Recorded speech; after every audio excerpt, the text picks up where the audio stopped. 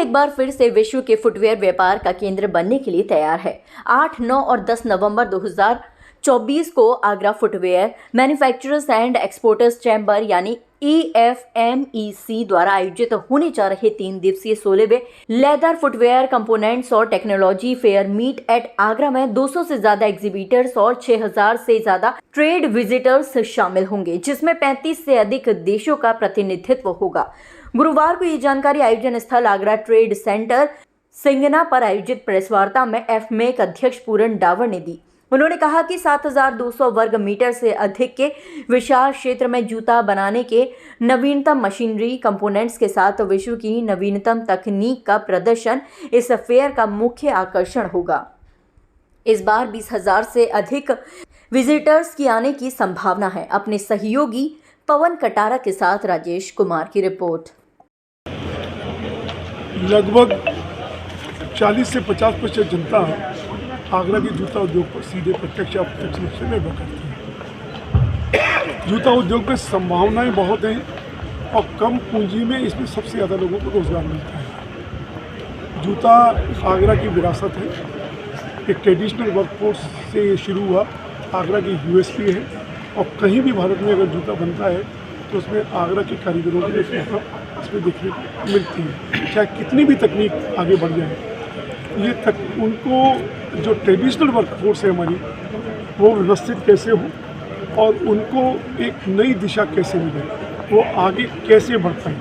इसी उद्देश्य से मीट एट आगरा हम 2007 से लगा रहे हैं और एक लंबी छलांग भी लगी है। आगरा से लगातार निर्यात भी बढ़ा है और जो ऑर्गेनाइज सेक्टर जो अभी तक चाइना से इंपोर्ट हुआ करता था कि सारे लोग इंपोर्ट करने लगे थे, आगरा का लगभग उद्योग, जूता उद्योग बहुत नीचे जा चुका था।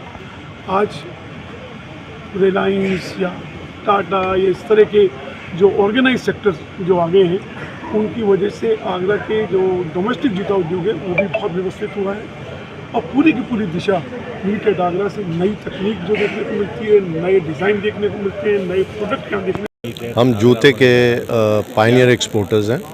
पहला जूता आगरा से हमने एक्सपोर्ट किया और अब ये बहुत बड़ी इंडस्ट्री हो गई है। 5-6 हज़ार करोड़ का जूता एक्सपोर्ट होता है आगरा से और इसको अब नेक्स्ट लेवल पे लेके जाना है। और उसके लिए अभी पहले 2 साल कोविड ने बहुत नुकसान किया, उसके बाद बहुत नुकसान हुआ कि ये वॉर्स जो चल रही हैं उनकी वजह से बहुत नुकसान हुआ। अब ये ट्रम्प इलेक्शन जीता है तो होप है कि ये वॉर्स अब ख़त्म हो जाएंगी और जो यूरोप है, अमेरिका है, मिडल ईस्ट है, इज़राइल है, ये स्टेबलाइज हो जाएगा। तो आने वाला टाइम कुछ पॉजिटिव लग रहा है। पीछे 3-4 साल तो बहुत अप्स एंड डाउन्स के देखे, तो इसलिए ये फेयर बहुत सही टाइम पे है और ये बहुत ज़रूरी है इसको दर्शाने के लिए कि क्या नई चीज़ें हम बना सकते हैं, क्या नए सोल, क्या नई मशीनरी हम यूज़ कर सकते हैं कॉस्ट को नीचे लाने के लिए और किस तरीके से हम दुनिया से कम्पीट कर सकते हैं। मीट एट आगरा का 16वां एडिशन 8 नवंबर से यहाँ पे होने जा रहा है और यहाँ पे मेन उद्देश्य हम इसको एक व्यापारिक दृष्टि से न देखें, एक लर्निंग प्रोसेस के हिसाब से देखें। जो भी यहाँ पे प्रोडक्ट्स एग्जिबिट होंगे उनका यूजेस क्या है, उनकी क्वालिटी क्या है, उनके इंग्रेडिएंट्स क्या हैं। हर साल वही प्रोडक्ट्स होते हैं बट उनकी अलग क्वालिटी होती है, अलग यूजेस होते हैं, अलग मटेरियल से बने हुए होते हैं। तो उस दृष्टि से देखें जिससे कि हमारी फुटवेयर की क्वालिटी इम्प्रूव हो। और यहाँ पे अब क्योंकि लेदर और सिंथेटिक, अब ये ड्रेस कोड भी चेंज हो गया है। ड्रेस कोड हमारा फॉर्मल से हम लोग स्पोर्ट्स वेयर की तरफ जा रहे हैं, तो उसमें आगरे पे एक मोहर है कि यहाँ पे लेदर का जूता बनता है, बट ऐसा नहीं है कि लेदर का ही जूता बनता है। उसके साथ साथ अब स्पोर्ट्स का भी जूता बनने लगा है, बट उतनी बड़ी यूनिट्स नहीं हैं जो कि एक उस पैरामीटर को क्वालिफाई कर सके।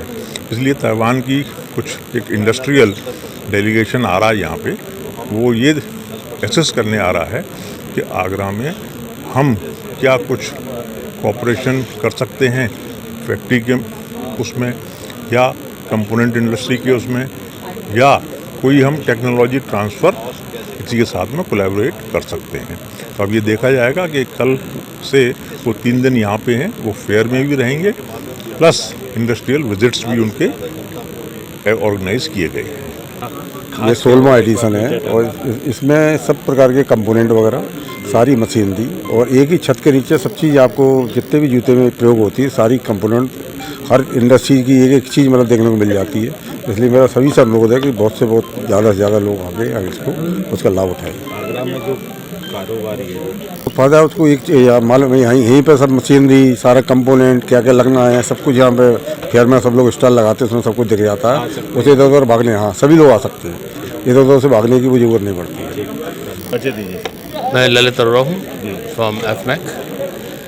मीटेड आगरा फेयर जो है वो बेसिकली हम लोगों की एक विज़न थी हमारे प्रेसिडेंट और सबकी, कि जो आगरा के ट्रेड के जो लोग हैं उसको जो चीज़ वो नहीं देख पाए उसको उनको दिखाया जाए, उनके सहयोग से हम लोग आगे बढ़ सकें, क्योंकि अगर उनकी डेवलपमेंट अच्छी होगी, कंपोनेंट्स अच्छे होंगे तो हम लोग आगे बढ़ेंगे।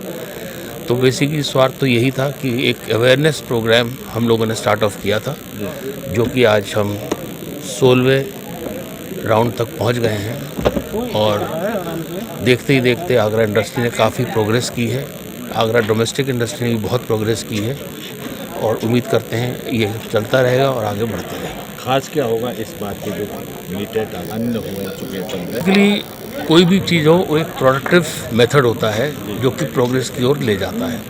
अगर हम सीढ़ी बाय सीढ़ी चढ़ते रहेंगे हम आगे बढ़ते रहेंगे। जैसे कि कंपोनेंट्स में भी नए नए चेंजेस आ रहे हैं, फ्लेक्सिबिलिटीज़ में बहुत चेंज आ रहा है, सिंथेटिक की तरफ आदमी भाग रहा है क्योंकि लेदर की स्कैसिटी होती जा रही है।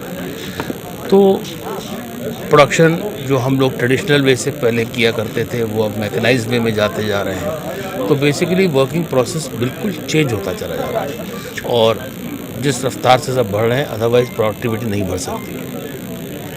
क्या कहना चाहेंगे आप? आगरा बड़ा कोई भी नहीं होता, मैं माफ़ी चाहता हूँ ऐसी बात कह रहा हूँ, छोटा बड़ा कोई भी नहीं होता। सब लोग जो हैं अगर प्रोत्साहित होकर आगे चलना चाहेंगे, आगे बढ़ना चाहेंगे, मेहनत करना चाहेंगे तो कोई चीज़ छोटी कोई चीज़ बड़ी नहीं होती।